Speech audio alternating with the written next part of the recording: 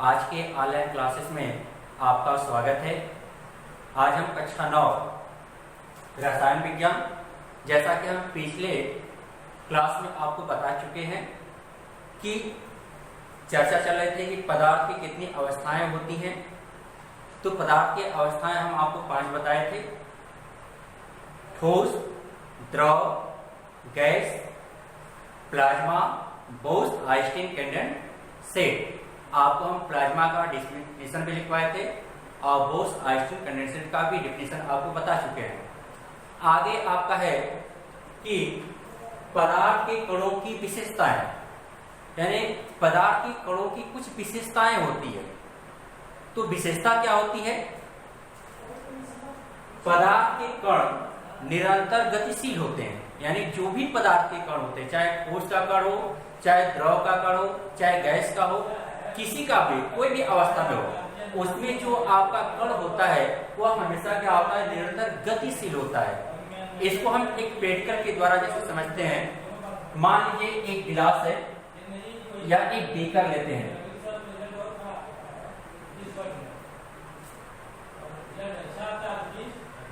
इस बीकर में हम जल को लेंगे।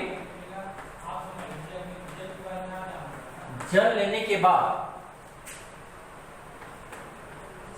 इसमें हम पोटेशियम परमैंगनेट KMnO4 का क्रिस्टल, यानी एक बीकर लेंगे। बीकर में जल और उसमें हम पोटेशियम परमैंगनेट का 1-2 कण यानी क्रिस्टल लेंगे। लेने के बाद इसको फिर हम देखेंगे कि जो पोटेशियम परमैंगनेट का वो कण है, इसमें जल में पूर्ण से क्या करता है? घुल जाता है। और घुल करके क्या करता है? रेड रंग कलर का हो जाता है। ये पूरा आपका कैसा हो जाएगा? रेड कलर का हो जाता है। यदि हम इस जल को दूसरे बीकर में, यहां पे ऐसा ही बीकर लें और इस बीकर में यहां से हम केवल 10 ml या 5 ml, यानी इस बीकर से हम केवल 5 ml क्या करें? जल को लें और इसमें डालें। यहां पे हम देखेंगे कि जो पोटेशियम परमैंगनेट इसमें हम डाले थे तो एक गाढ़ा कलर का हो गया था, रेड कलर का। इसमें जब हम डालेंगे केवल 5 ml तो यह हल्का थोड़ा सा होगा। यानी इसका मतलब हुआ कि जो पोटेशियम परमैंगनेट का जो कण है वो क्या कर रहा है? पूर्ण रूप से गतिशील है। तभी आपका इसका जल कैसा हो जाता है? रेड कलर का हो जाता है। फिर इसमें से हम जल को दूसरे बीकर में लें और इस जल को जो आप 5 ml पोटेशियम परमैंगनेट डाले हैं, इसको इसमें से हम 5 ml फिर लेकर के दूसरे बीकर में लेंगे और उतना ही जल रहेगा। तो इसका जो कलर होगा थोड़ा सा हल्का हो जाएगा। इस तरह से हम करते चले जाएंगे। अंत में देखेंगे कि जो कण है वो इतना सूक्ष्म हो जाता है वो आपको इस पानी में दिखाई नहीं देगा, यानी उसका कलर फिर चेंज आपका नहीं होगा। तो इसका मतलब ये है कि पदार्थ के कण इतने सूक्ष्म होते हैं कि जिसकी हम कल्पना भी नहीं कर सकते हैं। दूसरा पॉइंट है आपका कि पदार्थ के कण अति सूक्ष्म होते हैं। यही आपको हम समझाएं अभी। यहाँ पे हम पोटेशियम परमैंगनेट का जो क्रिस्टल है डाल रहे हैं, इसको हम बार बार चेंज कर रहे हैं, इसका पानी को। तो देख रहे हैं कि अंतुगत्वा जो पानी का कलर है वो आपका चेंज नहीं हो रहा है। जैसे आप घर में भी आप इस एक्सपेरिमेंट को कर सकते हैं। एक गिलास लीजिए, उसमें आप पानी भरिए। पानी भरने के बाद उसमें रेड कलर आप डालिए उसमें थोड़ा सा। जब आप रेड कलर डालेंगे, पानी आपका पूर्ण रूप से कैसा हो जाएगा? रेड कलर का हो जाएगा। फिर उसमें से जो आप गिलास में आप रेड कलर बनाए हैं, उसमें से केवल 5 ml लेकर के पुनः आप दूसरे गिलास में पानी में डालिए। उतना ही पानी होना चाहिए। ऐसा ही प्रोसेस आप कई बार करिए। आप करते चले जाएंगे तो अंतोगत्वा देखेंगे कि जो पानी का कलर है आपका चेंज नहीं हो रहा है। इसका मतलब है जो कलर था उसका कण इतना सूक्ष्म हो गया है वो आपको पानी दिखाई नहीं देता है। दूसरा है तीसरा, पदार्थ के कणों के बीच रिक्त स्थान होता है। यानी कोई भी पदार्थ है उनके कणों के बीच क्या होता है, आपका रिक्त स्थान होता है। जैसे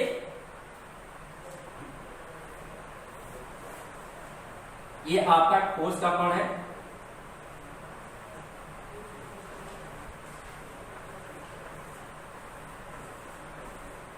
यहां पे देखिए बीच बीच में क्या है, आपका रिक्त स्थान है। यानी पदार्थ के कणों के बीच क्या होता है, आपका रिक्त स्थान होता है।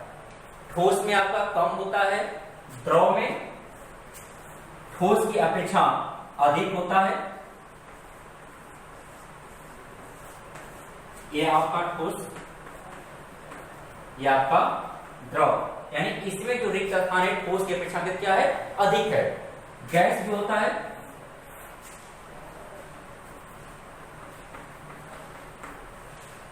गैस में ठोस द्रव की अपेक्षा से और अधिक, यानी सबसे अधिक स्थान होता है। रिक्त स्थान ठोस द्रव गैस में सबसे अधिक होता है। यानी गैस में ठोस द्रव की अपेक्षा से जो रिक्त स्थान होता है सबसे अधिक होता है। आगे आपका पदार्थ के कण एक दूसरे को आकर्षित करते हैं। पदार्थ के कण एक दूसरे को क्या करते हैं, आकर्षित करते हैं। जैसे आपका ये चाक है, चाक को यदि हम तोड़ेंगे तो इसको तोड़ने में क्या करता है, आपको बल लगाना पड़ता है।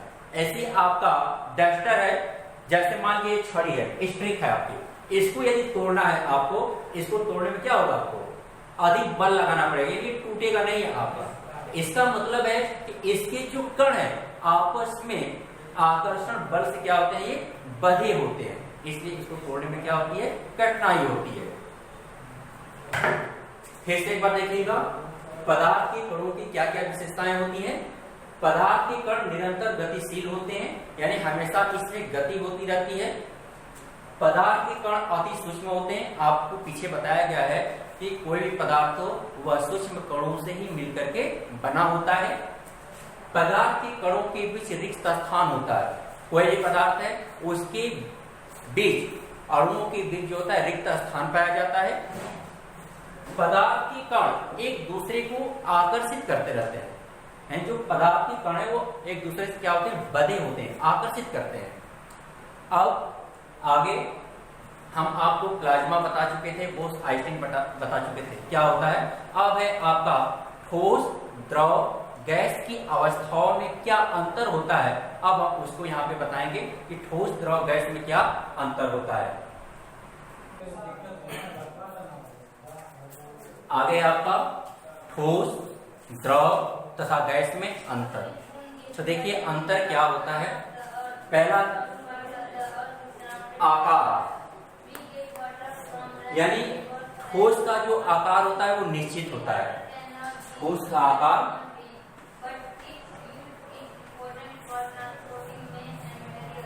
निश्चित होता है।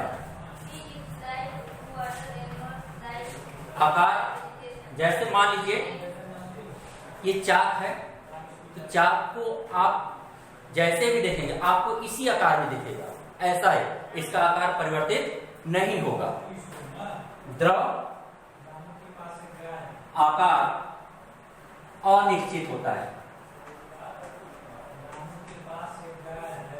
अनिश्चित होता है, यानी जो द्रव का आकार होता है वो अनिश्चित होता है। क्यों? कि इसको हम जिस पात्र में रखेंगे, जिस बर्तन में रखते हैं, ये उसी का आकार क्या करता है, ये ग्रहण कर लेता है। इसलिए जो द्रव का आकार होता है वो अनिश्चित होता है। उसी तरह से आपका गैस का भी जो आकार होता है अनिश्चित होता है।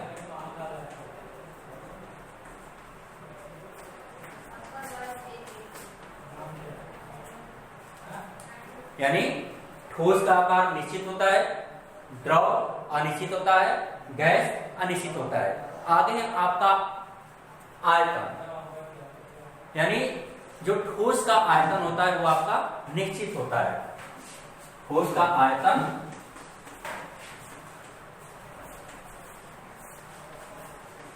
निश्चित होता है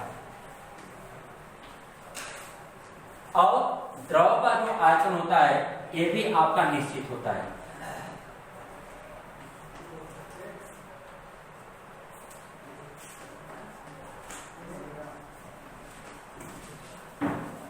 लेकिन गैस का अनिश्चित होता है।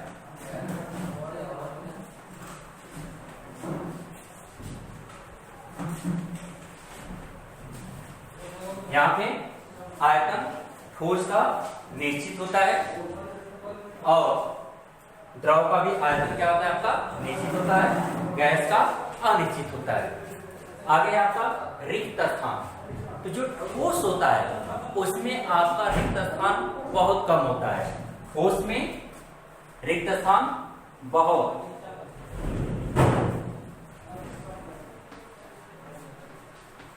कम होता है और द्रव में ठोस की अपेक्षा अधिक होता है।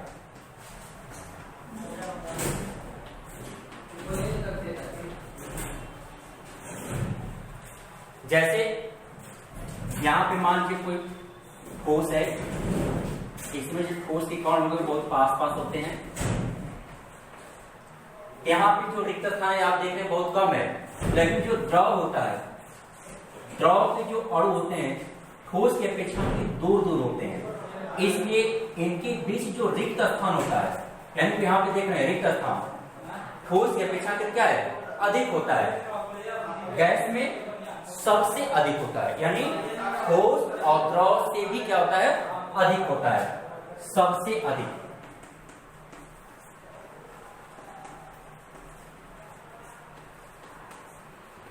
होता है।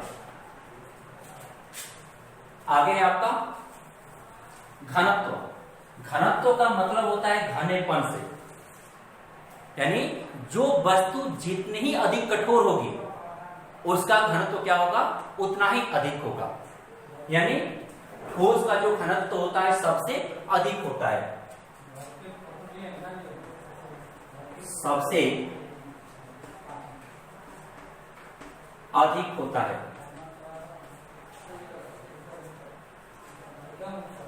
द्रव का जो घनत्व होता है ठोस की अपेक्षाकृत थोड़ा कम होता है, ठोस की अपेक्षा।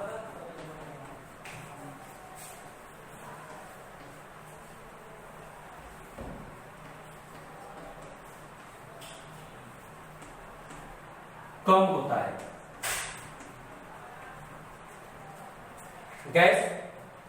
गैस में सबसे कम होता है।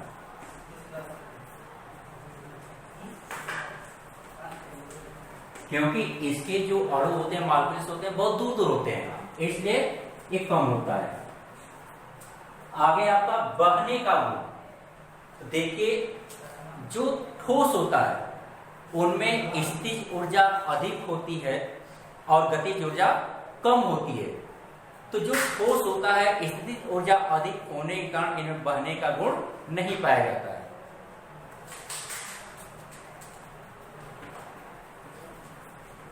नहीं पाया जाता है।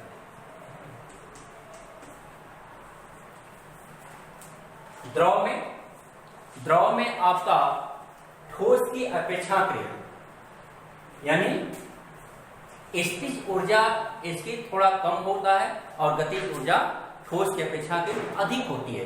इसलिए इसके जो कण होते हैं अपने तल के भीतर ही गतिशील होते हैं, इसलिए इसमें बहने का गुण पाया जाता है। यानी द्रव में जो होता है आपका बहने का गुण पाया जाता है।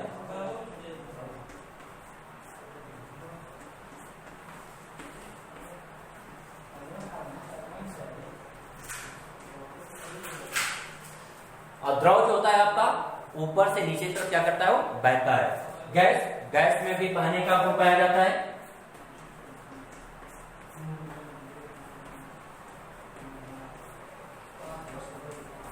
पाया जाता है, लेकिन चारों दिशाओं में ठोस द्रव जो होता है ऊपर से नीचे की तरफ बहता है। आगे आपका उष्मा। तो देखिए ठोस को उष्मा देने पर ठोस जो होता है आपका फैलता है। आपको एक प्रश्न पूछा जाता है कि क्या कारण है कि रेल की पटरियों के बीच में रिक्त स्थान छोड़ा जाता है, यानी दो रेल की पटरियां जब जोड़ी जाती हैं तो उसके बीच जो होता है रिक्त स्थान क्यों छोड़ा जाता है? तो यही रीजन है आपका कि गर्मियों के दिनों में जो रेल की पटरियां होती हैं उष्मा पा करके वो क्या करती है, वो फैलती है, तो टेढ़ी न हो जाए इसलिए उनके बीच क्या किया जाता है, रिक्त स्थान छोड़ा जाता है। यानी उष्मा देने पर जो ठोस होता है क्या करता है, फैलता है।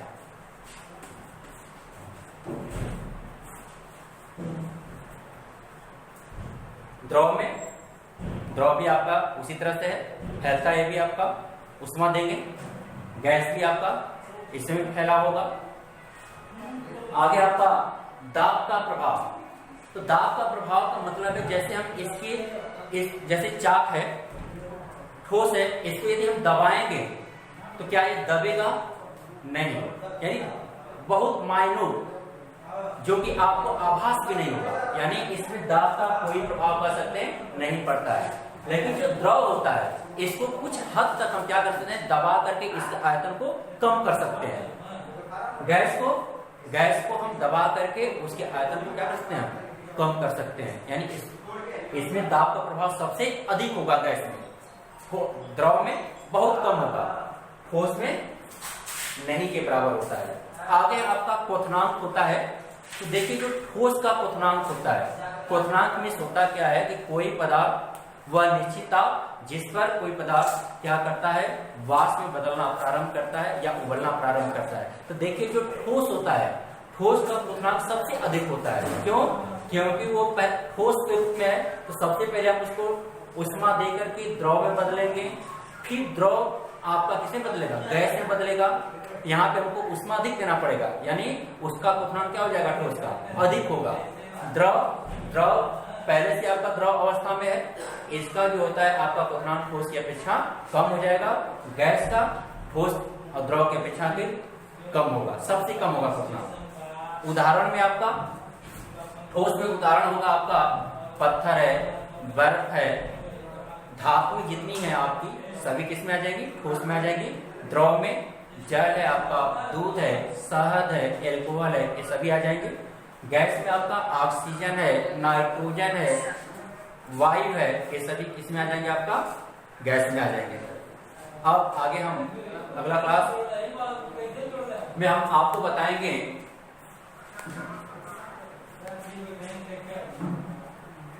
कि ठोस, द्रव और गैस का आयतन, क्वथनांक, गलनांक क्या होता है, अगले वीडियो में हम आपको बताएंगे।